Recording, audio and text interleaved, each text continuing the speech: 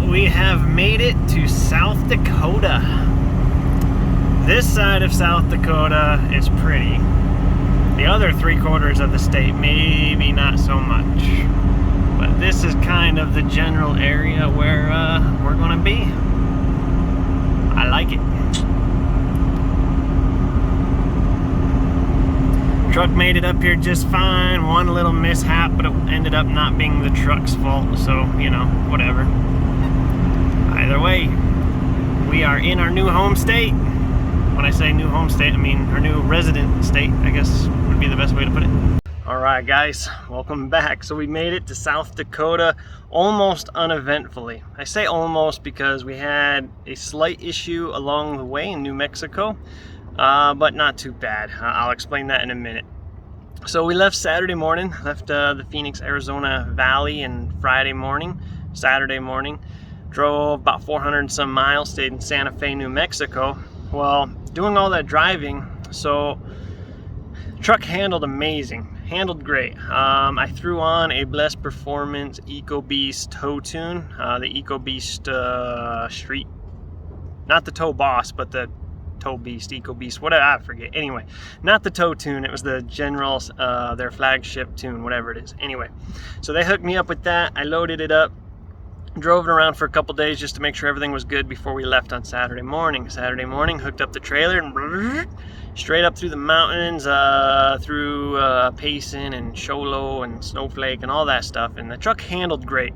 The only problem I really had with the tune is that they utilize the fourth gear, and they also allow the torque converter to lock in fourth. So the torque converter will lock in it. So the transmission hits fourth, locks in, the torque converter locks in fourth, and then it goes to fifth, and torque converter in fifth. The only issue I had with that was going up some of the inclines. The trailer itself is probably about 2,500 pounds, maybe 3,000. There's probably another 1,000 pounds on the trailer. So we're looking at 3,000 to 4,000 pounds of weight behind me. And going up some of those hills, I'd be losing speed. My EGTs would be going up, and we'd get pretty dangerously close to about 1,200. We'd be hovering around 1,150 for a while. And I'd be flooring it like pedal to the metal, trying to get it to drop a gear, and it would take everything. We'd lose 10-15 miles an hour before the torque converter would unlock, which would give me a little bit more boost, push some of the EGTs out. But to get it to drop down to fourth, I never got it to drop down to fourth going up the hills. I would lose speed, but it would not drop down to fourth. I did once on one big overpass.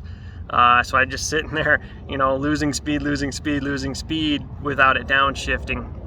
I haven't contacted Blessed Performance to see if that's something they can change yet. But that was my only concern with the initial thing. And there was a lot of hills going from Arizona to New Mexico, and then a couple in Colorado that were fairly significant. So it's my only concern with the Blessed Performance tune. But again, I haven't contacted them to see if they could revise it. So getting into New Mexico, right before we got to New Mexico, I started smoking a lot out of the tailpipe, a lot of black smoke. And isn't normal for me in this truck. That was interesting. That's not normal for me in this truck. It doesn't smoke a lot. Sometimes with a light tune, it'll little poofs at stop signs, stop lights, but not lots. Not like you're filling up an intersection like a Cummins show off. But anyway, we got off the freeway in Santa Fe, and the first light we come to, I hit the gas, you know, when it turns green. Not hit the gas, just accelerated like normal, and I blew up that whole intersection. It was black. It looked like it was going to rain, you know. And it kind of made me nervous. Like, shoot. Well, with the tuner, I got a CTS2 Edge a monitor, and the check engine light never goes on the dash. It'll throw codes that'll be stored in the monitor, but it won't throw a check engine light. So we go to the next stop sign, and again, fill up the whole intersection with smoke. My wife's driving behind me. She's like, "That's a lot of smoke." And I'm like, I can tell. So we get to the hotel, every single stop sign, I'm getting more nervous because it's just like black smoke everywhere. Like, I'm not talking poofs, and I'm not even talking about show-off Cummins, guys. I'm talking about a lot of smoke, man. Like, if you've seen Whistling Diesels, when he took that 6.0 that had Blessed Performance written all over the side of it and was blowing smoke, that's the kind of smoke I was blowing. And that's not normal. And so it made me kind of nervous, and I get to the hotel and I run the codes, and I got a P, I think it was 2262, a P2262, and essentially saying that the turbo has malfunctioned or the computer's not sensing the turbo or something like that. Made me very nervous, and I was like, man, that's not good. We got like 800 miles to go, and we're trying to get this done in the weekend. So being at a hotel, not a home, I called a mobile mechanic. It's Saturday night. He said he was on the side of the street working on a Peterbilt, but said he'd come to me next, right? Well, throughout the course of things, me trying to describe the problems, he's telling me, no, that sounds normal, man. And I'm like, dude, it's not normal. And he's like, yeah, no, that sounds normal. And I'm like, it's not normal. I'm telling you, I don't run this much smoke ever, never. And he's like, I'm telling you, buddy. He's like, I can come look at it, but it's gonna be morning time now. He's like, I'll come look at it, but I'm telling you, it's normal. There's nothing I can do except charge you and tell you it looks normal when I get there. Well, being Saturday night, Sunday, pretty much everybody was closed, so I didn't really have much of a choice. So I told him, okay, well, I'll see you in the morning. At least, you can put your professional eyeballs on it. In the meantime, I started doing some looking, and I found that there is a turbo fooler, I guess. I forget what it's called. But I was looking at some wiring, and I got a random wire, yellow wire. I've seen it, I've never done anything about it. And I was like, what the hell is this anyway? And I figured I got to figure it out before some dude charges me $165 an hour to figure it out. So I start looking online. Let me show you. So I got this little yellow wire the previous owner put in. It runs over here to here, and it runs all the way across to here. And from here, it plugs in, you got one end, plugs in your map sensor, the other end plugs into your factory harness. And I guess what it does is it fools your turbo, or fools your computer into thinking your turbo's not spooled up as much as, I don't know. Anyway, moral of the story is it helps eliminate some of the lag on the turbo and your pedal feel. So doing a little research, I figured out that people say this can cause a lot more black smoke. I was blowing insane amounts of black smoke, but it wasn't normal. But I was pretty much, stuck in New Mexico trying to figure out what the hell to do. It's really windy over here. So what I did, I went to O'Reilly's first thing in the morning, the next morning, Sunday morning. I replaced the map sensor just for fun, and I deleted this system. So I plugged the map sensor directly back into the factory harness. It's super windy over here, hold on. Okay. Oh. So I deleted all that in an effort to try and get you guys back in the sun, to try and eliminate as much possibility of smoke as I could, which is a good thing because the mechanic texted me Sunday morning saying, yeah, I'm not gonna come out, I got some more important things to do than, he didn't say it in these words, but essentially he said, I got more important things to do than to come tell you your truck is fine. Maybe he was right, I don't know. I can tell you that much smoke is not normal for me. I don't know, I'm newer to diesels, and I kind of wonder if maybe sitting on the freeway for 400 miles and then getting off, maybe that soot was just being built up in the pipe, and when we finally hit a stoplight, it was blowing out. So I replaced all that wiring, or got rid of all that extra wiring, jumped on the road by the hotel without the trailer, and just ran up and down several times, stoplight, stoplight, stoplight. And sure enough, believe it or not, the smoke started getting smaller clouds. So I was like, okay, maybe this mechanic's right, maybe he's not, maybe we fixed the problem, maybe we didn't. What's the worst we can do? It's Sunday, nobody's open anyway, the truck's running, seem to have power, I'm building boost. He had told me clear the code and see if it comes back, essentially. So I cleared the code, hooked up the trailer, and we left. Got a late start on Sunday, but we left. And never had a problem again. The code didn't come back. I stopped blowing smoke. I still blow little poofs, but it's little poofs, normal poofs, right? And everything was happy all the way the rest up. So easy, nice trip, very smooth, very happy with the truck. I'm not going to put the smoke on the truck because I think it was related to that boost fooler. I did not let Blessed Performance know I had one when they wrote the tune. I don't know if they need to know, but I didn't know I had one. So they, when they wrote the tune, had no idea that that's installed. So I'm not putting it on blessed. I don't even know if it's correlated. I know nothing except that day 2 we drove the same amount of miles without that system activated, and when we got to town I was not blowing the same amount of smoke I was the day before in Santa Fe. So, and we went all the way up to Fort Collins, Colorado from Santa Fe. So same amount of driving, but nowhere near the same amount of smoke. So I think that system's to blame. I don't know that. All I know is I deactivated it and no more problems. But I also replaced the map sensor just to be safe because it's right there anyway. So, and the hose that goes from the map sensor to the valve cover, I also went ahead and replaced because I was there, right? So, anywho, that's the story of us getting here. But now that we're here, I got a little grinding noise on acceleration. It doesn't seem related to the engine. I think it's driveline issue, but it sounds like it's coming from the front. Really hoping it's not the transmission. Really hoping it's not the transmission.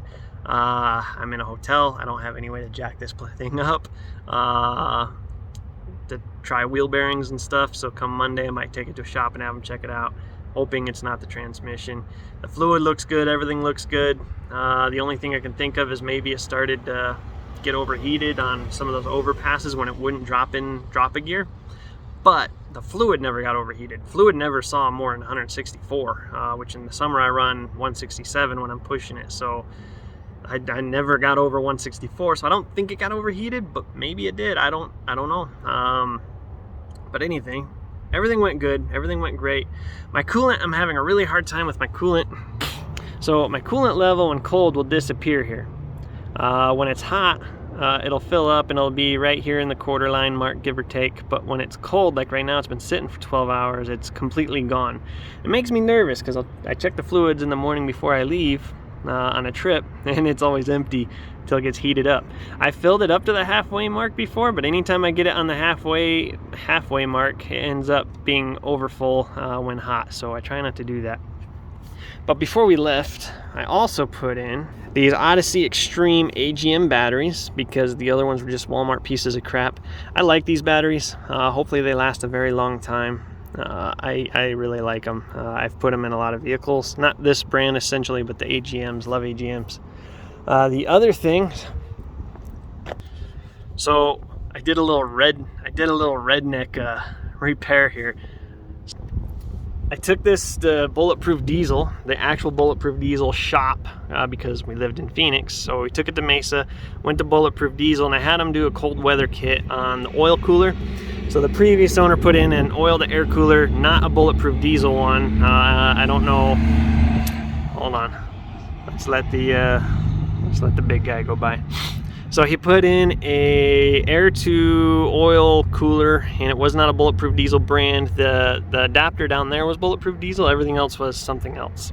So I took it to them and I said, hey, I need my oil to heat up in the winter. So they said they'll put in a thermostat, but their lines didn't work because the other one was a Fluidyne. So one line went in here, one line on the other side. Theirs come in on the same side. So Bulletproof Diesel went in and they put this thermostat in, and it does work. The oil heats up way faster now. And it actually stayed cool too.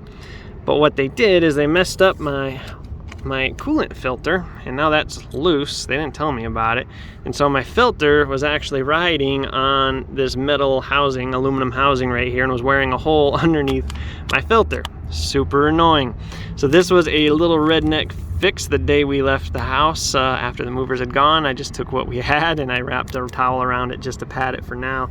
I gotta fix that later, but it is what it is at the moment. So that was a little redneck fix.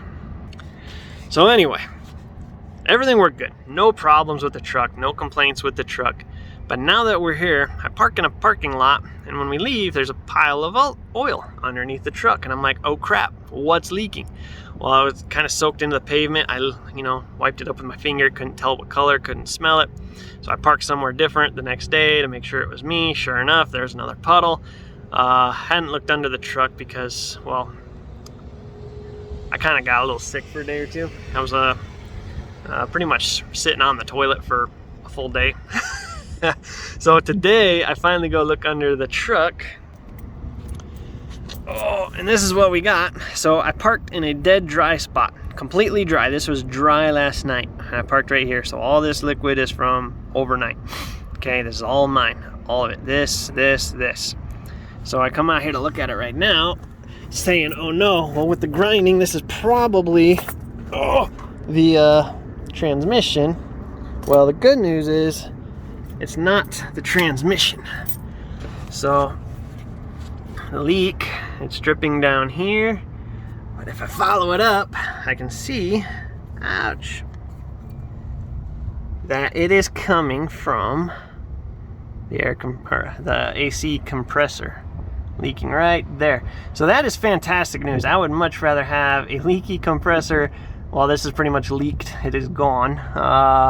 A leaky compressor over anything else any day of the week. So I'm okay with that. We'll get that fixed, no big deal. I'll probably pay somebody right now because I'm in a hotel parking lot for the next maybe 2 months.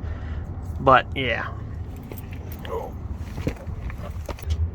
Overall, I'm okay with that situation. We'll figure that out later.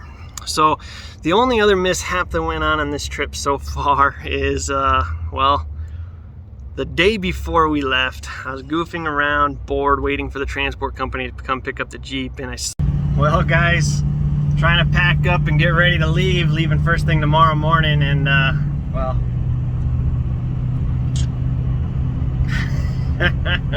never stops. There's always something, guys. So what we got right now is a bum thumb. On my way to go get some stitches real quick. I'm supposed to be sitting with the Jeep waiting for the transport guy to show up to load the Jeep up, and I was just goofing off and well, yeah, slipped my finger. So I'm on my way to get stitches. Hopefully they can get me through real quick so I can get back so I can be there when they show up for the Jeep, because if I'm not, then obviously they won't take the Jeep. So anyway, quite the fun on my way. So I went all the way about halfway through the thumb. Oh, it's not gonna focus, is it? There we go. Sort of. There we go. All right, so I slit myself halfway through the thumb. You can see it went almost halfway through the thumbnail, all the way through there. And it was pretty gnarly. It went really deep. I went to the urgent care. They wanted to put a couple stitches in. I asked for glue because I didn't have time for stitches because I was waiting on the transport company's call. So she actually glued and taped it together really good. I just took that bandage off yesterday, so 7 days in, and it looks really good actually. I need to clean it up still a little bit, but overall we're in South Dakota now. All is well, trip went well. Everybody's happy, everybody's healthy for the most part. My little girl got a little sick on the way up, but nothing big, just a couple spit ups. I got pretty stomach sick the other day. I was in bed and at the toilet all day. It was about 26, 27 hours worth of no goodness. So, but I'm back up now, everybody's good. Staying in a hotel, looking at houses. Hopefully we'll get one we can afford here pretty quickly. So stay tuned, guys. Thanks for watching, and I'll keep these coming as long as I can. Hopefully we get a garage soon. Yeah, because, well, I don't want to pay somebody to replace my compressor, and I'm guessing by the oil being run out and I was running the compressor, it's pretty toast. So we'll see. All right, thanks guys, adios.